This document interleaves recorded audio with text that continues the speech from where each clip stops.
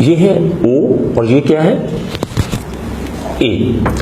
یہ دونوں ساؤنڈز جو ہیں یہ عربی زبان میں نہیں ہیں. دونوں ساؤنڈز اے اور او یہ عربک ساؤنڈز نہیں ہیں. تو پھر کیا کریں؟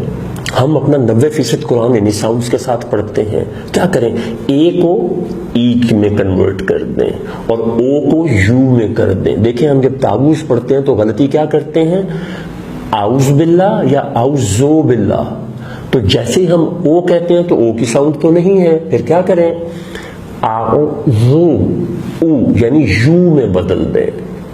اسی طرح ہم اس کو کیسے پڑھتے ہیں؟ للہ ناٹ للہ ہی.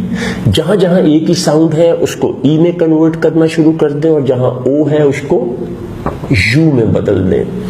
الحمدو کسی کو بھی دیکھیں پاکستانی برصغیر میں الحمدو پڑھتے ہیں، دو نہیں ہے. اٹ از الحمدو الحمدو. اور یہ للہ ہے نہیں للہ ہی. مالک نو مالکی. لیں جی دس واز دا ایسنس. اب ایک سوال اٹھے گا کہ یہ باقیوں کو تو نہیں پتا. کوئی ضرورت نہیں اس میں پریشان ہونے کی. آپ کسی ایک عربی استاد کو جو عرب میں مثلاً عربی ہو، عربی زبان جانتا ہو، عرب میں پیدا ہوا ہو، میں اس کی بات کر رہا ہوں، اس کو آپ بولتے دیکھیں، اس کو پڑھتے دیکھیں تو وہ اعوذو کہے گا، زو نہیں کہے گا. الحمدو کہے گا، الحمدو نہیں کہے گا. یہ تھا جی اس کا خلاصہ. اب میں آتا ہوں تجوید کی طرف. یہ بھی ایک بڑی دلچسپ بات. تجویز کے لیے اساتذہ جب تجوید کراتے ہیں تو بہت وقت خرچ ہوتا. اب یا تو آپ اتنے سال اور اتنا وقت خرچ کریں یا پھر جو میں چند حروف آپ کو لکھ کے دیتا ہوں یہ تجوید کی بنیاد ہیں. یہ آپ کو تجوید کی باریکیوں میں سے چند بنیادی باتیں ایسی دے دیں گے کہ جس سے آپ کا قرآن جو آپ پڑھتے ہیں درست نہیں بہت درست ہو جائے گا بہت سے ان لوگوں سے جو مدتوں سے پڑھ رہے ہیں. تو وہ چند حروف کون سے ہیں؟ ناظرین کرام، یہ میرے ہاتھ میں پکڑا ہوا کاغذ ہے، یہ کل تجوید کا خلاصہ ہے.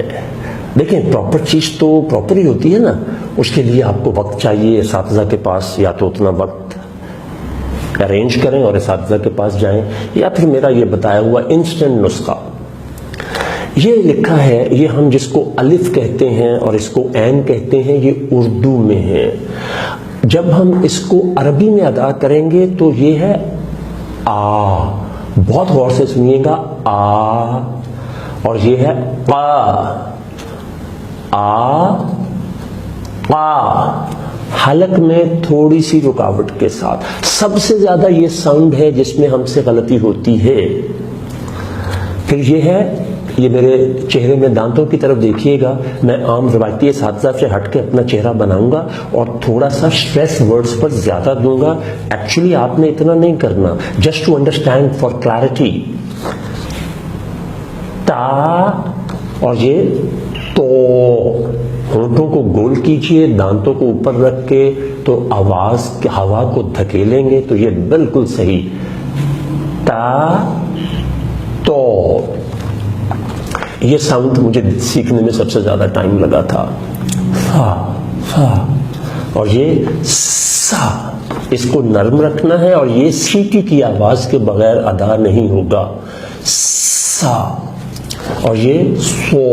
آپ میں سے جن کو پنجابی آتی ہے، سوا نہیں کہتے ہم راکھ کو، تو وہ ساؤنڈ ہے سو. ذا ذا. جیسے ہم کہتے ہیں نا ذرا ذرا ذرا ذرا، بہت نرمی اس میں. اور یہ ذا، جیسے ہم کہتے ہیں نا زن سے کوئی چیز چلی گئی. اور یہ زو، جس طرح آپ نے یہ تو کہا تھا نا، یہ زو. اور یہ تھوڑی سی ساؤنڈ چینج ہوگی، زو.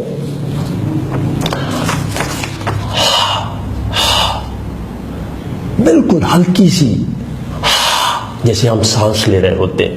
اور یہ بھاری کرنی ہے، ہاں. بڑا دلچسپ واقعہ، ایک دفعہ مجھے یہ کلیئرٹی نہیں ہو رہی تھی تو استاد صاحب کہنے لگے کہ اوے یار او ہا جڑی پی جاندی ہے، ہاں. یہ کا قو. اب یہ ساروں کی سگنیفیکنس کس حد تک ہے میں صرف آپ کو ایک حرف پڑھ کر سناؤں گا. بہت اہم ہے. آپ کی آنکھیں کھل جائیں گی, دل ہل جائیں گے کہ ذرا سی محنت سے آپ کتنے بڑی غلطی سے چھوٹ جائیں گے, بچ جائیں گے. بہت دھیان سے برائے کرم سنیے گا, کیونکہ میں نے آپ کو کہا ہے کہ آپ کی آنکھیں کھل جائیں گی اور دل دہل جائیں گے. قرآن میں ایسے لکھا ہوا ہے, تو اس کی ادائیگی جو درست ہے وہ ہے الحمدو. ابھی میں نے بتایا نا او کو او میں بدلنا ہے. الحمدو. دیانتداری سے دیکھیے گا. استغفر اللہ, میں چونکہ میننگ جانتا ہوں اس لیے ڈر کے بولنے لگا ہوں صرف سمجھانے کے لیے. جب ہم یہ کہتے ہیں نا الحمدو, ہم کہتے ہیں سنا یار کی حال ہے, او یار شکر الحمدللہ, بڑا اللہ کا کرم ہے. سنیے, یہ جو چیزیں میں نے آپ کے سامنے عرض کی ہیں, اس کو کتنے منٹ لگے ہیں, خدا کے لیے ان کو درست کر لیں. اب میننگ کا فرق سنیے. الحمد, اس کا مطلب تو ہوتا ہے تمام تعریفیں اللہ کے لیے ہیں, اور اس کا مطلب پتہ ہے, اس کا مطلب ہوتا ہے تمام تباہیاں اللہ کے لیے ہیں, تمام ہلاکتیں اللہ کے لیے ہیں. اس کا مطلب دھواں ہوتا ہے, اس کا مطلب ڈھول ہوتا ہے, اور بہت سارے برے میننگز ہوتے ہیں. اسی طرح یہ تمام کے تمام حروف اگر آپ درست کر لیں گے تو اس کو دوبارہ سنیں گے تو انشاءاللہ آپ کی بہت ساری چیزیں ٹھیک ہو جائیں گی. آپ صلی اللہ علیہ وسلم کے بارے میں ایک چیز کہی جاتی ہے کہ آپ امی تھے. ہم بدقسمتی سے چونکہ عربی نہیں جانتے نا, اس لیے ہم چیزوں کو صحیح طرح سے انڈرسٹینڈ نہیں کرتے ہیں. ایک چھوٹا سا واقعہ بتاتا ہوں, it is food for thought. جیسے ہی وحی کا نزول ہوتا کسی بھی صورت میں, آپ کی دلچسپی کے لیے بتاؤں, نزول وحی کی جتنی بھی جہتیں دنیا میں موجود تھیں, اللہ جل شانہ نے جس شکل میں کسی بھی نبی پر وحی بھیجی, وہ تمام کی تمام اکٹھی کر کے رحمت للعالمین پر آپ نے وہ اللہ نے جمع کر دیں.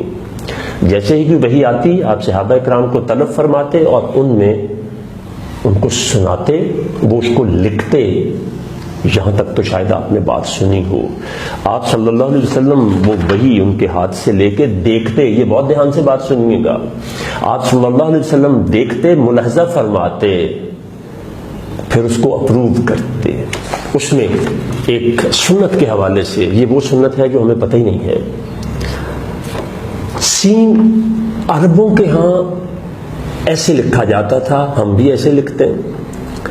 آپ صلی اللہ علیہ وسلم نے جب وحی پر یہ سین سے متعلق لفظ حرف آیا تو آپ نے قلم لے کے اپنے دست مبارک سے یہ شوشے یا دندانے بنائے. اس لیے آپ جب بھی کوئی قرآن پاک دیکھیں گے, خطاطی کی میں بات نہیں کر رہا, جب بھی کوئی قرآن پاک دیکھیں گے تو اس میں آپ کو سین یوں لکھا ہوا ملے گا.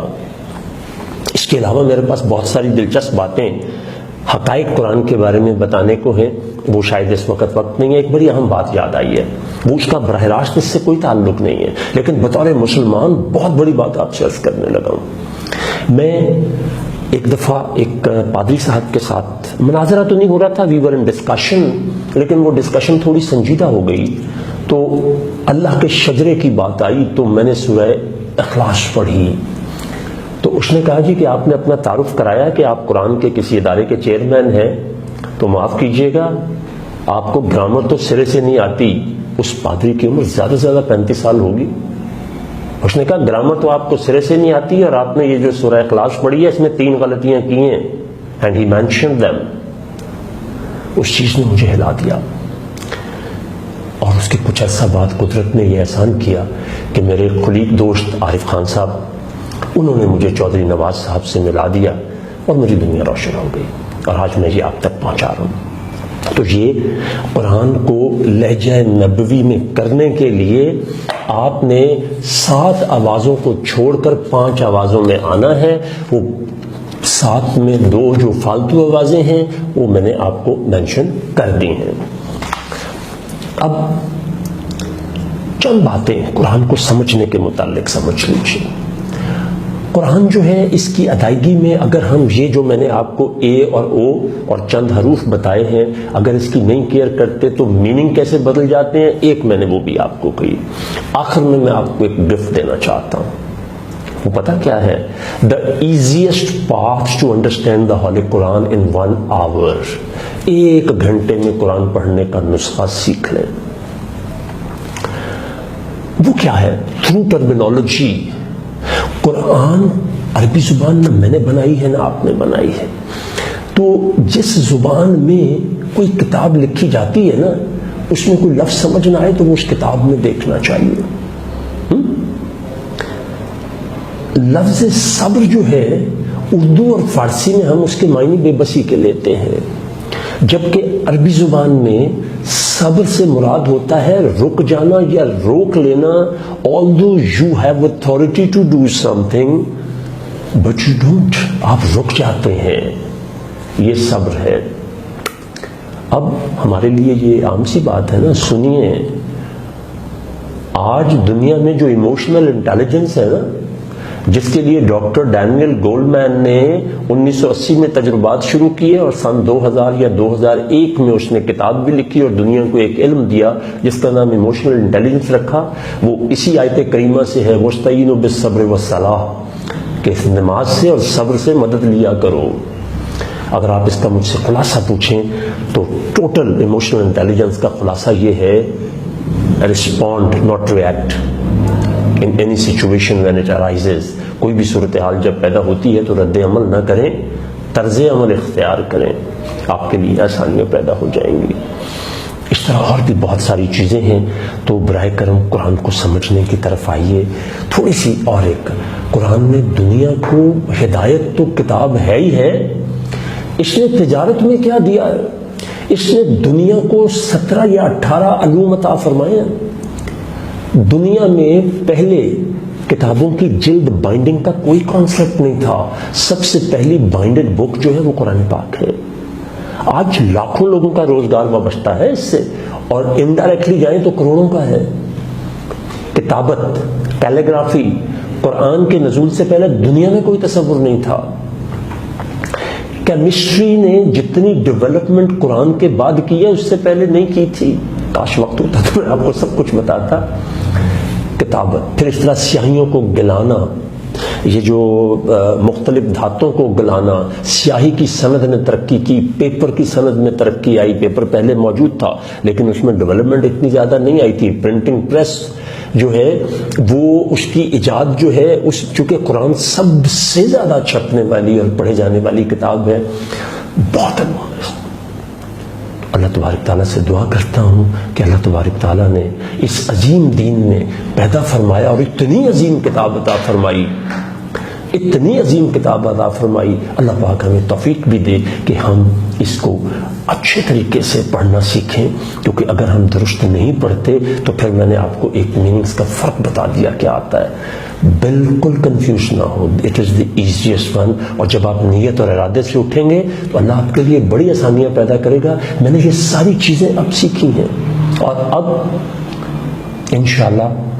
دوسری خوشخبری یہ کہ اس سال میں نے رمضان میں جو تجربہ کیا انتہائی کامیاب تھا، وہ تھا کوئی 20 یا 22 گھنٹے میں 20 سے 22 گھنٹے میں لوگوں نے قرآن پڑھنا سیکھ لیا۔ اب آپ بیٹھیے، صبح بیٹھ جائیں 6 بجے تو اگلے دن صبح 4 بجے تک آپ قرآن پڑھنے کے قابل ہو جائیں گے۔ یہ کوئی کمال نہیں ہے، یہ قاری اسماعیل صاحب کی محنت ہے اور اللہ کے اپنے فرمان ہے کہ میں نے اس کو بہت آسان کر کے اتارا ہے کوئی اس سے ہدایت لینے والا؟